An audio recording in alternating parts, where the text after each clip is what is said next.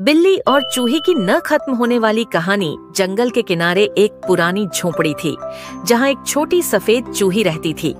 वह बहुत छोटी लेकिन बहुत चालाक थी।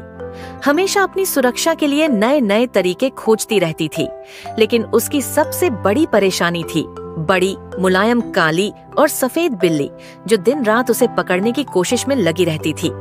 एक खतरनाक लम्हा एक दिन चूही लकड़ी के एक डिब्बे के पीछे छुपी हुई थी।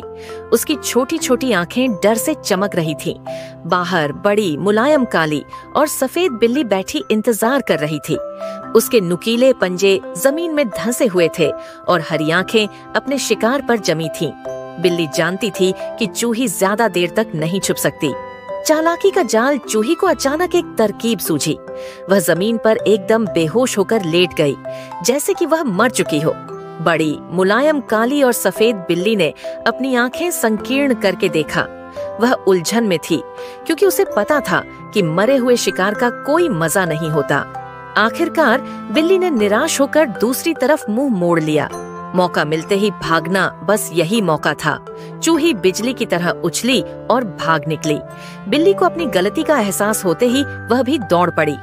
दोनों एक दूसरे के पीछे तेजी से भाग रहे थे।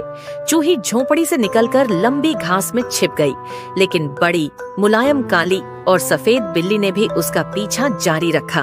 तंग रास्ता चूही भागते भागते एक छोटे से बिल सुराखन में घुस गई, जो एक बड़े पत्थर के नीचे था। बिल्ली वहां आकर रुक गई। उसने बिल के अंदर झांका, मगर चूही कहीं नहीं दिखी। बिल्ली ने पंजा अंदर डालने की कोशिश की, लेकिन असफल रही। दूसरी ओर चूही ने अंदर ही अंदर एक छोटा सा रास्ता खोज लिया और वहां से बाहर निकलकर जंगल की ओर दौड़ पड़ी। बिल्ली की हैरानी जब बिल्ली ने फिर से बिल में झांका तो चूही वहां नहीं थी। उसने गुस्से में अपनी पूंछ झटकाई और जमीन पर पंजे मारे।